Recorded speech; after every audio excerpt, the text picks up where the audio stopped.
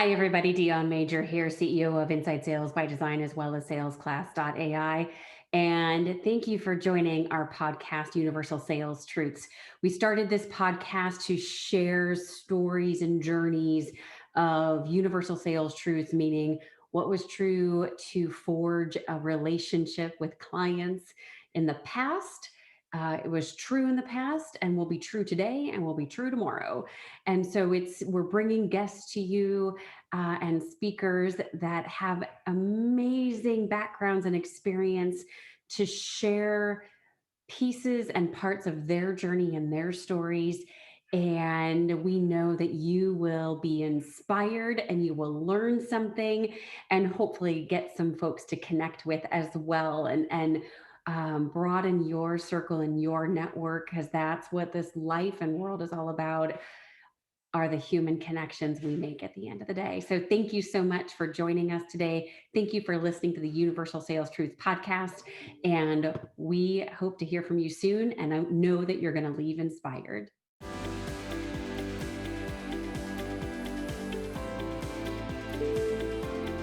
Yeah. All right, everybody. Good morning, and thank you for joining us today. I'm Dion Major, the host of Universal Sales Truth podcast, and we are super fortunate today to be joined by Youre Paikin. She's with the company called NaviStone and has an amazing storied career. And as you all know, this podcast is dedicated to talking about the tried and true best practices that are universal sales truths, and hearing from people their amazing journey along the way and some of their pivotal aha moments that they've gone through and have brought them to their successful point in their journey. So Youre, thank you so much for joining us today. Beyond thrilled that you are joining us and with us today, and look forward to hearing your story and your journey.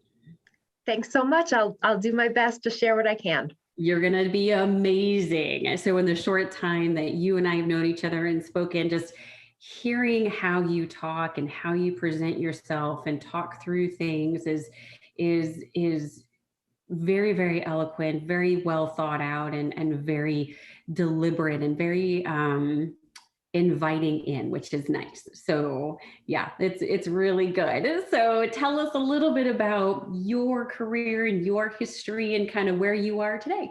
Okay. So today I work for a company called NaviStone. We are a 5-year-old startup, and we support retargeting through direct mail. And I share that first because my entire career has really been around this concept with startup companies. So I started in 1989 is when I first started in direct marketing and really providing advertisers with audiences that they could market to. And over the years, the different jobs that I've had have really stayed in that same vein, providing audiences, whether they were, for direct mail, whether they were digital, and then where we are today, where I am today, really combining those two things together. But it's always been about creating and providing the best audience for advertisers. Wow, that's amazing. And when we first started talking and hearing about how NaviStone's technology and how it works, I should say, it's one of those amazing pieces. And if anybody is in the market for something like that, I highly encourage you to go to Youre and talk with her about that. Because it's getting in front of the right people, the right eyeballs, the right mindset that's goal. I mean, that's what we all strive for in our careers, right? So it's an amazing message. Yeah. And, I don't mean to plug NaviStone, but really just talking about the industry in general, Yes. Having been in this space for so long, I can remember a time where digital advertising didn't exist. And then I remember when it came to be, and we were trying to figure out that right combination between direct mail and digital. And, it's just amazing how, direct mail has kind of come full circle as being a channel that's so receptive for consumers. Everything that's old is new again, right? We as humans like the shiny thing, right? Even if there's a crossing the chasm moment of things that are new versus not new. But it's really interesting, the cyclical nature of things. So I agree with you. Absolutely. Yeah. And as we have some of these new things, it's like, oh, well, what about what we used to do? That still kind of works, which is really interesting. That's right. I love how you say everything old is new again. Yeah, right. I mean, like we talked about earlier, folks, Lori and I were talking earlier, and she said shoulder pads are making a comeback. And I was like, no, there are some pieces from decades of fashion that should never come back. I refuse to accept that. I agree. I agree. And so share with us, I know there's many, right? But the beauty of this podcast is thinking about it from, and just kind of this conversation is, at this point in time, given where you're at, think about maybe 2 or 3 aha pivotal moments for yourself in your career. Because again, I think sometimes we think about life and our journey, and we want desperately for things to be linear, but they're not. And pivotal doesn't have to be bad. Pivotal could be these amazing aha moments where we went, wow, okay, I get it now. So, and it propels us forward and gives us kind of that boost. So thoughts on some of your top 2 or 3 aha pivotal moments in your career? Yeah, absolutely. I think the first one is I sum it up by saying, stay the course. And that's not for everybody, but it is for me. Mm-hmm. I have been with several companies for 10 plus years. And as I mentioned, they've been startups. And so there was an opportunity many times to kind of deviate in my path within those organizations as they were growing. And by that, I mean, when I started, I could have went the sales path. I could have went marketing path. I could have stayed an individual contributor working on enterprise accounts. I could have moved into sales leadership. As the companies I worked for grew, we expanded the different verticals that we supported. We expanded our product set. And all along the way, I always stayed the course. My expertise was in sales. My vertical, my industry expertise was in retail. And so regardless of what was happening within the company, the growth that was happening, I always stayed within sales and within retail and just kept accelerating, advancing my career in that way. And it's not to say that there weren't other paths to take that could have been equally as motivating. But for me, I just found staying the course, really digging deep into this area of expertise that I had, enabled me to become even more of an expert, more of a help to my clients in that way. So staying the course was one kind of aha for me. And it was hard because just like you were saying earlier about the shiny new object, as companies grow, new divisions get launched. And being in a company for, many times, typically you get the opportunity to take on some of those new responsibilities. And it was a very conscious decision for me to stay the course, but I saw others come in and, benefit from the excitement of something new and growing really rapidly. And so there's pros and cons to it. But for me, I just felt like deepening my expertise in a certain area enabled me to be that much more valuable to others. So stay the course is absolutely one of those kind of ahas that I've had over the years. Yeah. And that's a really, really great comment, Lori. And I think it speaks to self-awareness too, and the ability, like you were saying, because what I heard you say was the ability to kind of go deep and really know a certain facet of yourself and your skill set and your strengths and what you're going to bring to the table. And it doesn't mean we don't add to that and maybe sharpen and hone some of those things, but we're not going to kind of throw the baby out with the bathwater, if you will, right? Into an area. Go ahead. Yeah, absolutely. And I think, just what I had shared earlier about starting my career in direct mail within direct marketing. And then as the digital industry kind of came upon us, I did not abandon my roots there, but instead I added to that digital capabilities. And so my skill set, if you will, has now evolved into a combination of those two, never abandoning where my roots were, but now expanding upon that. Absolutely. I think it's brilliant and a really great way to say it. And just being able to use and leverage all of our experience and round it out and kind of having an eye for that future that says, yeah, I'm doing this right now, but here's how I can kind of grow this circle of knowledge, because it all falls under this one umbrella. And under this one umbrella, there's different areas of expertise. And so what do I kind of need to learn to truly become this well-rounded expert in this area? Yeah, exactly. Which is really amazing. And I think stay the course is such a great, I think it's a great tagline for that too, for sure. What else? Any other moments? Yeah, the other one, again, I've alluded to this, but is for me, again, really about working in a startup company. Yeah. My first job out of school was in a more established organization, and it was absolutely fine for my first job.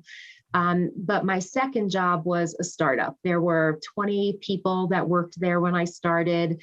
And in the time that I was there, we were able to take the company public. We were acquired. We took the company private again. And at the time that I left the company, just the division that I was in had grown from 20 people to about 550 people.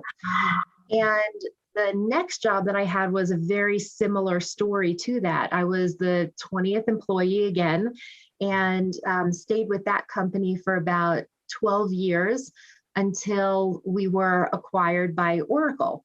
And what was interesting in both those cases, at the time, when we were acquired by a bigger entity, I got the sense that it wasn't quite the right fit for me.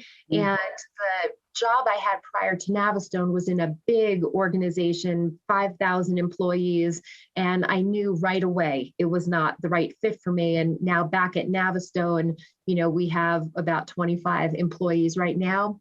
But the thing that I love so much about working in a startup is that it typically is innovative, right? We're bringing something new to the market that hasn't been there before. So to be able to share something out with the industry, with our customers, something new and disruptive to the industry and to their business is a really exciting place to be. But from a contribution standpoint, every sale that you make makes a big difference. So it matters what you do every day. It matters what everybody in the organization does every day. And I think having that kind of purpose when you go to work every day has proven for me to be a really valuable thing. Mm-hmm. Yeah, and that's a really good message too, Lori, and a really great way to articulate kind of an additional and further into know yourself. What are you good at? What type of environment do you thrive in? And it was the Malcolm Gladwell book, Outliers, where I think that was the one, I may be mistaken. It was one of his books where he talked about, and I don't mean this, these are kind of his words, if I'm remembering correctly, was, do you want to be a big fish in a small pond, or the reverse of that, right? And so some folks are like, oh, I need to go to Harvard. And again, I'm paraphrasing the example he had given in this book. And it's one of those things where it's like, but if you're in small town and so on and so forth, and you're used to kind of being in that environment where you thrive and you do well and you can contribute and all that good stuff. And then you go to this major environment, it can not be a good fit at the end of the day, as I think the sum of that. And so I think, to your point, that aha moment of sometimes as individuals, we may think we want this. However, I really think you're articulating so well the whole, hey, what works well for me? Where can I give back? Where can I contribute? What fills my tank? Those are a lot of things that really come into play for us from a career standpoint, because we spend so much time and effort and energy. And as adults, a lot of our relationships come from work. Yeah. So I think being able to really lean into that and pour into that and figure out, okay, what is the environment in which I thrive, and how can I give back to the Yeah. most of my abilities is really, really powerful. To your point about being a big fish in a small pond, or the reverse of that, I was at a high school graduation last week, and one of the valedictorians gave a great speech, but there was something that really stuck with me in that speech. And he was talking about all of the schools that he had applied to and the big schools that he had really aspired to go to. And he was waiting and waiting and waiting for that acceptance. And, he had gotten offers and scholarships in other places from a sports perspective, but he was waiting and waiting and waiting for that Harvard type to accept him. And in doing so, he ended up losing one of the opportunities that he had. And his advice to the graduating class was something about, go where you're supported. That's where you'll thrive. He was waiting to get into Harvard, which, didn't want him, where there were all of these other opportunities, places that he could be that wanted him, that would support him, and where he would thrive. And so I just thought that was a really insightful takeaway from a high school graduate to, share out, go where you will be supported. That is beautiful, and I couldn't agree more. And so I was having a conversation earlier, and I agree with you from a career perspective. Go where you're wanted, right? Where people see you as that human, and see your skill set and all that good stuff too. And then I think too, from the sales side, is, man alive, if people don't want what you have right now, let's not try to do the deal at the expense of just bad business at the end of the day. That's not a good relationship either. And coming together and doing business together is a relationship driven function. So I think, man, Lori, that's a good, I like go where you're supported. I 100% agree with you on that. Yeah. And I do have one other aha that I wanted to share with you. I almost didn't even realize this was happening as it was happening, but I think it's really important to not only understand where your strengths are, but understand where your strengths are not. And surround yourself with the people who complement what you do and add to that. And I have been so fortunate in my career to have been able to surround myself with people who have different skill sets that I have. So, for example, right now I oversee our marketing team, our business development team, and our account management team. And the person that is managing our account managers is better at it than I could ever be. And the person who is in charge of our business development is better at it than I could ever be. And the person in charge of marketing, better at it than I can ever be. Now, the lucky thing is that my team has stayed with me in some cases 2, 3, and 4 different jobs. And so to find those people that, really complement you, have skills, strengths that you don't necessarily have, and kind of stick together when you can, has just really been a very, very fortunate part of my career. That's a really, you have your own tribe. Every time we're back together, we always make the joke, the band's back together, but the band's back together, and couldn't be luckier. Yeah. And if you've got that winning formula, I mean, man, there's nothing like it at the end of the day. So, because I agree with you, we can't and we shouldn't be really good at everything. There's just no way. A spork is not a natural thing. And so I agree with you. I think we all have individual skill sets that when we come together and use them as a team and use them together, really great things can happen, as evidenced by your career. So it's a really good piece of advice too. So if you had to think about one universal sales truth, right? What is true yesterday, today, and will be tomorrow? And just one, and just for today, kind of what's top of mind for you, what would that be? And how do you kind of live it out and coach your team with it? for me, the universal truth is believing in what you are selling, or, that in my instance, but, believing in what you are doing. When I think about that from a sales perspective, I can think about times where I've heard salespeople make a presentation and almost be grateful that somebody said yes, or felt, phew, lucky that someone said yes. And it's a very different feeling if you are really passionate about your product or service, if you truly believe in what you're offering. There's a different level of confidence that comes when you're talking about it, because you are not doing me a favor by buying my product. We are doing you a service by getting this product installed. And, to really believe that when you're going in and talking and presenting somebody with your solution is so important. And, again, to something you said earlier, not our solution doesn't fit for everyone. Every solution doesn't fit for everyone. So, caring enough to go in and understand what pain points somebody is experiencing so that you can passionately, full-heartedly share what you're doing as the right solution for them. So it's that passion, it's that belief in what you're bringing to the table. I couldn't agree more. I agree with you.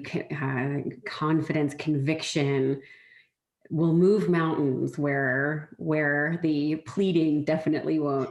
Yeah, exactly. I love that.